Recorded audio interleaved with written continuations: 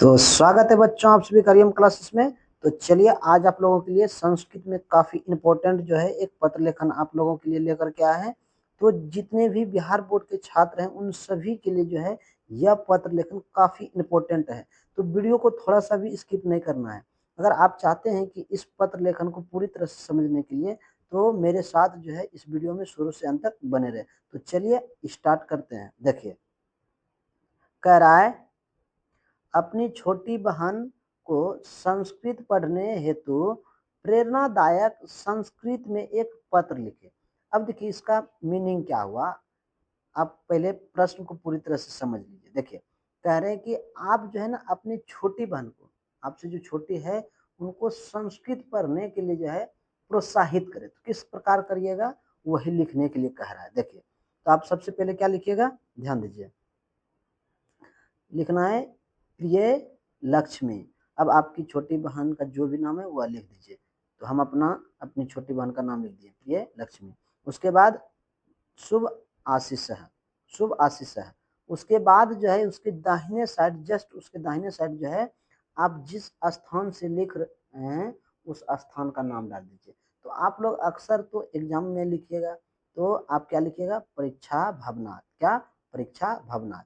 उसके जस्ट नीचे तिथि, तिथि मतलब जिस दिन आप लिख रहे हैं उसी दिन का डेट डालिएगा। जैसे आज हम इस वीडियो को बना रहे हैं तो हम लिखे 26/3/2025। अब देखिए अब जो है एक लाइन छोड़ करके आप लिखना स्टार्ट कीजिएगा। क्या, अहम, क्या, अहम कुशलम तत्रास्तु, अहम कुशलम तत्रास्तु, मैं कुशल हूँ। तत्रास्तु मतलब वहां भी कुशल हो, ऐसा आप भगवान से प्रार्थना करते हैं। उसके बाद क्या, ये देखिए सभी में लिखाते हैं, अहम कुशलम तत्रास्तु, मैं कुशल हूँ, वहां भी सब कुशल हो, ये सभी में लिखाता है। उसके बाद क्या, अब देखिए अस्मिन् पत्रे अहम संस्कृतस्य महत्वम वर्णयामि। क्या, अस्मिन् पत्रे अहम संस्कृतस्य महत्वम वर्णयामि। इसका हिंदी क्या हुआ, ध्यान से समझिए। फिर से देखिए आप, कहता है अस्मिन मतलब इस, पत्रे मतलब पत्र में, अहम मतलब मैं, संस्कृतस्य मतलब संस्कृत की, महत्व मतलब महत्व, वर्णयामि मतलब वर्णन करता हूँ, वर्णन करता हूँ। उसके बाद देखिए अगला लाइन देखिए, कह रहा है संस्कृत भाषा प्रायः सर्वासां भारतीय भाषानां जननी अस्ति। अब इसका हिंदी क्या हुआ, ध्यान से देखिए आप, क्या कह रहे हैं कि संस्कृत भाषा प्रायः मतलब प्रायः ही होता है, सर्वासां मतलब सभी, भारतीय मतलब भारतीय, भाषा नाम भाषाओं की, जननी मतलब माता, अस्ति मतलब है। अब इसका पूरा वाक्य का जो है एक बार में हम हिंदी बताते हैं। संस्कृत भाषा प्रायः सभी भारतीय भाषाओं की जननी है। अगला वाक्य का लाइन का देखिए हिंदी, कहते हैं संस्कृत भाषायाः साहित्यम समृद्धम अस्ति। अब इसका हिंदी क्या हुआ, ध्यान से देखिए, कहते हैं संस्कृत भाषा की साहित्य समृद्ध है। आगे देखिए, कालिदास भभूति माघव भैरवी इत्यादि महान कवि संस्कृत भाषाया संति। अब इसका हिंदी देखिए क्या हुआ, कह रहे हैं कालिदास भभूति माघव भैरवी